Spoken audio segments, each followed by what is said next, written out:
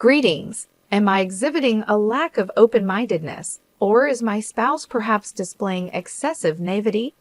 A dispute has arisen between my husband and me, leaving me emotionally drained. My name is Alice, and I find myself in my 30s. My husband, Martin, and I share the responsibility of raising our daughter, Mia, who is on the verge of entering the 3rd grade.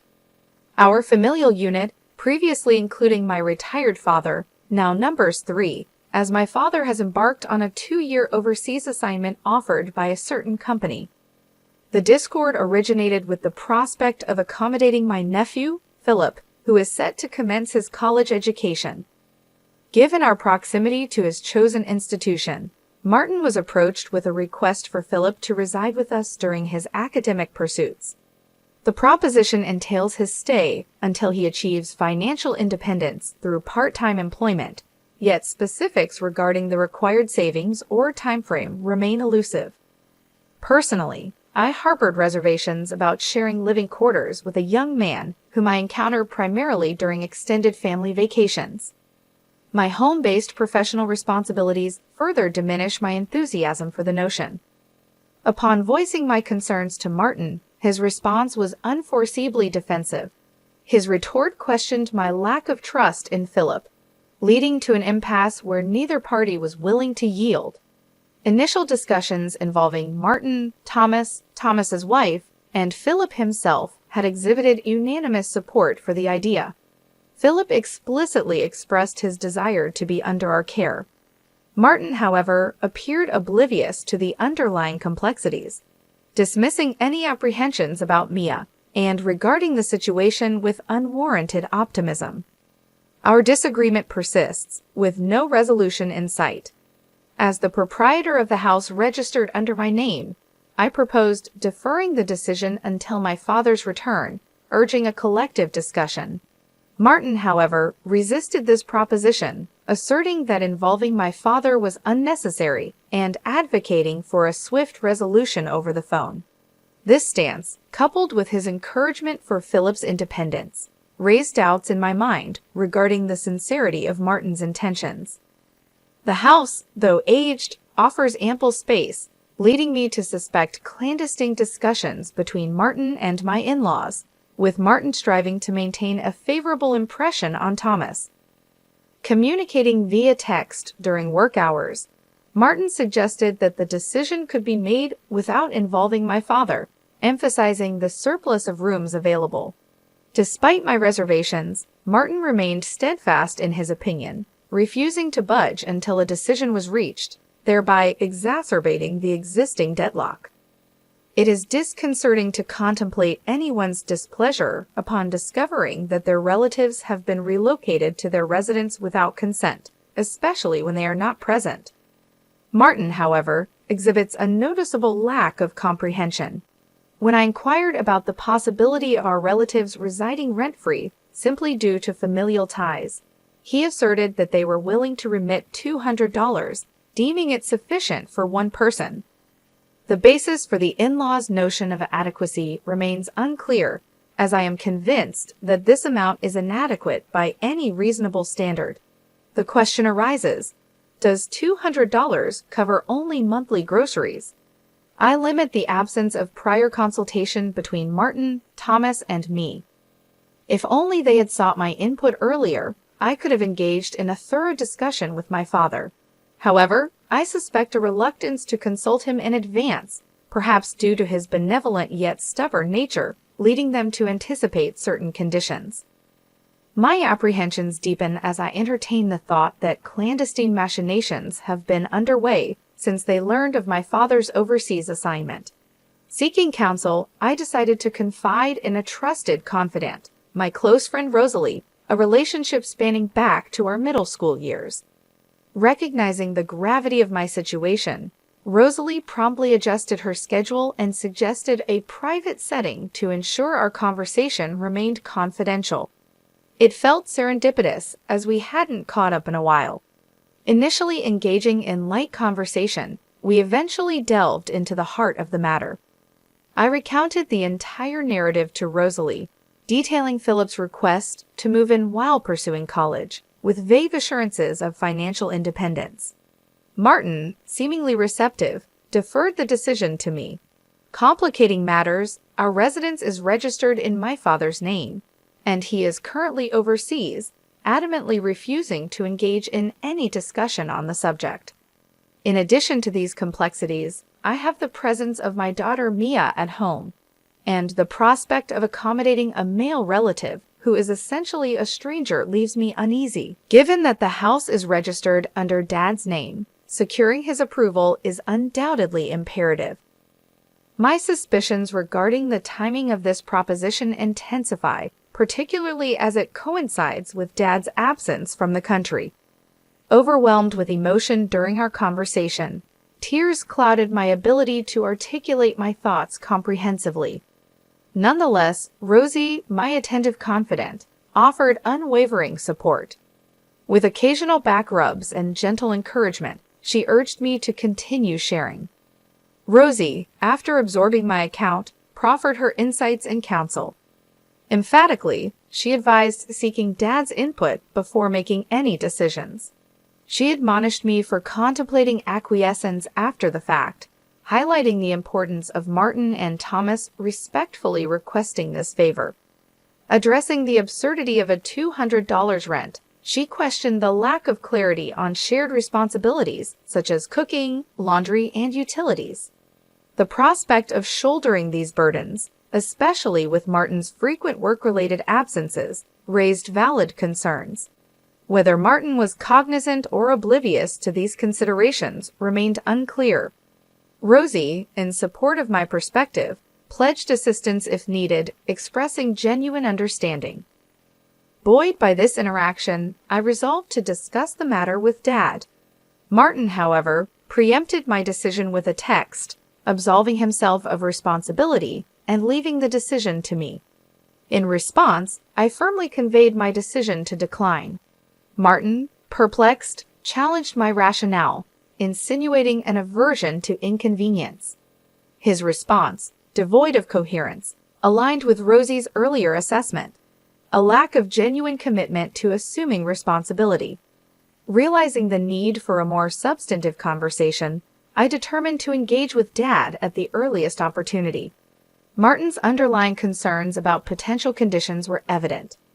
Even if Dad agreed, stipulations such as a curfew, household contributions, and academic diligence would likely be imposed. Given Philip's involvement in karate, weekend attendance at classes might also be required to instill discipline. Failure to meet any of these conditions could prompt Dad to insist on Philip's immediate return to his home country. Yet, in the face of potential conditions, I acknowledged that if Philip truly required this favor, my inclination was not to be perceived as heartless. The following day, I reached out to Dad as planned. Understandably uncomfortable with the notion of someone residing in his home while he was away, he refrained from granting permission. Instead, he proposed involving a real estate agent to facilitate an alternative solution. After concluding my call with Dad, Martin returned home, coincidentally with Thomas, who happened to be in town on business. Seizing the opportunity, I relayed Dad's stance, stating that we couldn't accommodate Philip, but suggested seeking the assistance of a real estate agent to find him suitable accommodation. My directness provoked fury from both Martin and Thomas, who were evidently incensed by the change in plans. They expressed frustration, asserting that their relocation plans were imminent. Martin, in a fit of anger, questioned the need to involve Dad in the decision-making process. As Mia attempted to intervene, Martin's response escalated to the point of physical aggression. In a protective gesture, I interceded, only to be met with a forceful kick to the chest. While I feigned a retaliatory punch, I never intended harm. Martin, deflecting blame, asserted that Mia's fall was solely my fault, attributing 90% of the blame to me. Expressing bewilderment at the sudden upheaval in our harmonious cohabitation, Martin left for his parents' house. Parting with a defiant declaration, he warned against characterizing him as changed or abusive, shifting blame to my actions. Despite Mia's relatively minor injuries, my chest pain persisted, prompting a hospital visit the next day. A broken rib was diagnosed, and a medical certificate was obtained. Concerned for our safety, I requested my aunt's presence and took basic security measures, installing a simple lock. Life has undergone a drastic shift, with Martin opting to commute from his parents' house. He conditions his return on my apology and convincing Dad to allow Philip to stay. However, my sentiments towards Martin have cooled considerably. I believe cohabitation could be manageable if Thomas allowed us to live separately with occasional assistance. The insistence on living together remains perplexing. I question the fragility of familial bonds and whether distant blood relations should supersede the well-being of close family ties. Despite my contemplation, answers elude me. For now, my primary focus is ensuring a safe environment for Mia. Even if Martin were to return, my concerns persist, and divorce is now a consideration. My best friend, Rosie, was correct. The idea of letting a relative, even a family member, reside in a house under my dad's name is unthinkable. I plan to seek advice from my dad again. An update 2 months later. Following heated arguments about allowing my brother-in-law's son to move in with us for college, the divorce has been finalized. After informing my dad about the details, he expressed his intention to return to the country. I had a conversation with Mia, explaining that we would no longer be living with Martin due to the divorce. Though she seemed saddened, she didn't voice any opposition. Witnessing her emotional response tightened my chest, both physically from my rib pain and emotionally from the strain. In my search for legal representation, Rosie once again proved invaluable, connecting me with a divorce attorney. Martin, since returning to his family home, maintained complete silence, ignoring my texts. When Dad and Martin finally spoke over the phone upon Dad's return, Martin insisted that the broken rib was 20% my fault and 80% mine, claiming victimhood. Resisting further inquiry, Martin asserted, "I don't owe you any explanations." When the topic of divorce arose, he was initially defiant, telling me to proceed if I wished. However, during mediation, Martin's stance softened, leading to a settlement involving compensation for the divorce, child support, and damages for the abuse towards Mia and me. In a surprising turn, Thomas reached out to apologize, and revelations about Martin's undisclosed actions came to light. Initially, Martin had promised to contribute $200 for Philip's living expenses, a detail he had withheld from me. As it turns out, Martin was in discussions with his in-laws about them providing him with approximately $800. In essence, he was attempting to siphon off funds from them, explaining his vehement insistence on having us all live together. While Martin enjoyed golfing, a seemingly expensive hobby, I believed he was managing within his personal budget. The revelation that he harbored a love for gambling, particularly horse racing, dating back to his college days, came as a shock. Neither during our dating nor after our marriage did he display any signs of this inclination. Unbeknownst to me, he had been secretly accumulating debt, amounting to around $20,000, which left me stunned. Upon learning this, Thomas understandably expressed fury, condemning Martin for taking advantage of their kindness and exhibiting far worse intentions. Thomas questioned how Martin could resort to violence and emphasized that his change in behavior likely stemmed from the fear of his debts becoming public knowledge. When Thomas confronted Martin, he proposed a solution. Martin could stay at their old house, contributing some funds for living expenses while commuting. Thomas naively trusted Martin and felt gratitude, assuming the arrangement was settled. Upon revisiting this with his wife and acquaintances, they realized the imprudence of their behavior and extended a thick envelope as a gesture of apology. Clearly, it contained apology money. However, forgiveness towards Martin was not on my agenda.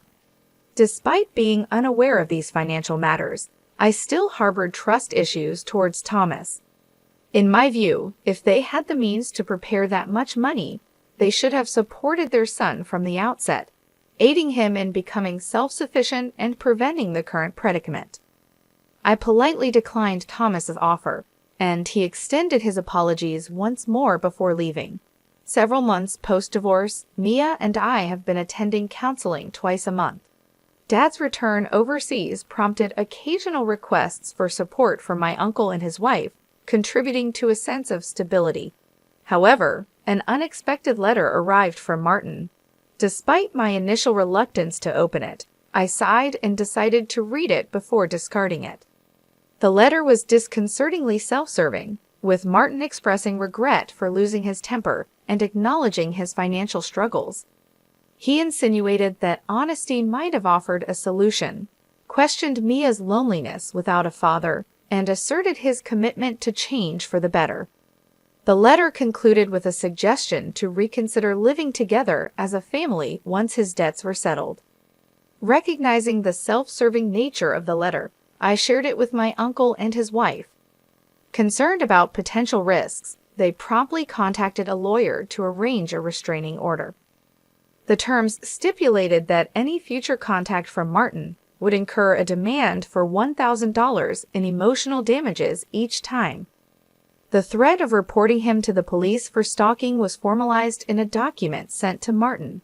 Though apprehensive, my uncle and his wife assured me that they would handle the situation.